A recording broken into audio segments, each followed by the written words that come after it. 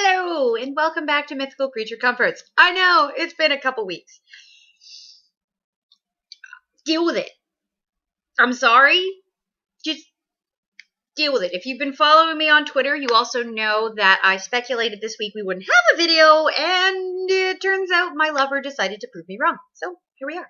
We have a video. Fawns! I guess. So, let's just get right into this. Alright, so basically, for those of you who don't know what a fawn is, a fawn is more or less the Roman equivalent of a satyr. It's a half goat, half man creature. The lower half is the goat, upper half is the man, although they have goat horns and ears.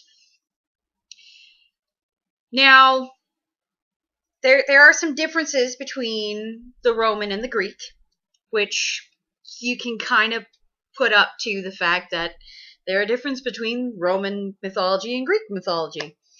The Romans seem to be a teensy-weensy bit less sex-crazed, but more to the point, for fawns.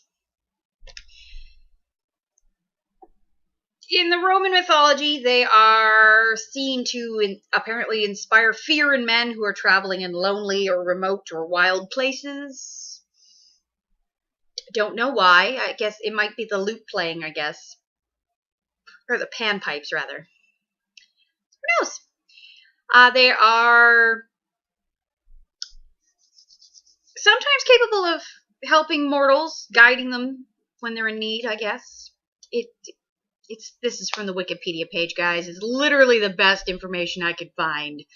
Everybody else didn't have much. I'm sorry, don't judge me. So the big difference between satyrs and fawns is that fawns are seen as foolish creatures, and satyrs, they've got a bit more charisma. I'm going to say charisma. It actually says more knowledgeable, but we're going to go with charisma for various reasons. And the other big difference between satyrs and fawns is that fawns are a lot less rapey. They, from what I've been able to find, they're not as, let's go and rape these nymphs. That's basically the only difference between the two, though. Although, since we're just going to move right along, this is going to be a really short video this week, guys. I'm sorry, but it is. Moving right along. In art, they are traditionally depicted the same way that satyrs are.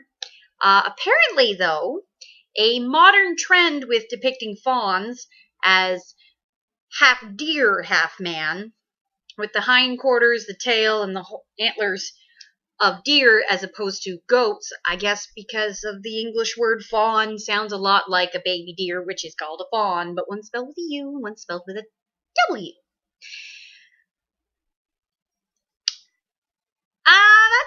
That's basically it in the art world. Now, when it comes to pop culture fiction, I am only going to address the bits that I am aware of, although, and this might get me a little bit of hate, I have not actually read any of these, or watched in the one case. Okay, so I have watched the Chronicle of Narnia movie, so I do know a little bit about our lovely Mr. Tumnus, which, from the information I have available to me, he's depicted pretty accurately for a fawn. He's a bit of a coward, yeah, gives in and betrays people, but I mean, he's depicted as foolish and yet curious about the little girl, and whose name escapes me, and I know that's Lucy. Lucy's the little one, right? I'm sorry, guys. I wasn't a fan of C.S. Lewis. I'm sorry. An interesting, I liked the visual depiction of the fawns in Pan's Labyrinth, of the fawn in Pan's Labyrinth, but I have not actually seen the movie all the way through. For a number of reasons. And I can't pronounce his name, but it's Del Toro's movie. I can't pronounce his first name, guys. I'm not even going to try because I know I'm going to butcher it, and we're not going there. The last one, I haven't read any of the books, although I'm told they are way better than the one and only movie I've seen, is the Percy Jackson series, which apparently has both satyrs and fawns. It's got them both, and the characters like to refer to them by both.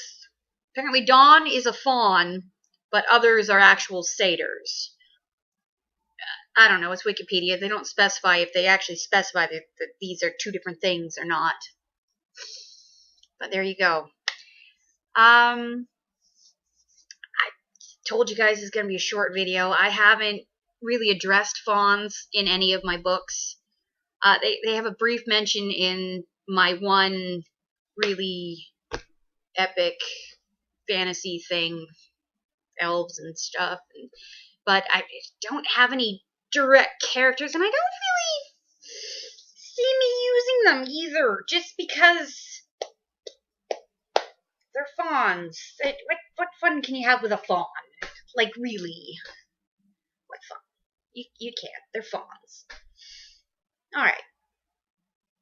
So that's really my thoughts on it. I'm not a big fan of the fawns. They're just kind of a useless creature as far as I'm concerned, which, you know, that might get me some hate, but whatever. Whatever.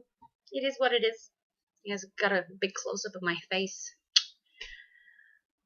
Alright, so that's where we're going to end the video. We're going to move on to the Jar of Doom. Jar of Doom, come here. Come here, my jar. Jar of Doom. Lid. Shaking. Got one. Alright, so the next video, because I'm not even going to bother saying next week, because we know I can't keep track of that shit.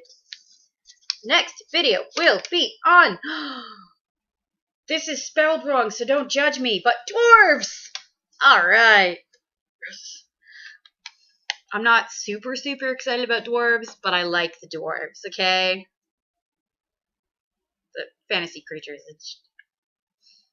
Dwarves are fun. Okay, so like I said, next video will be dwarves.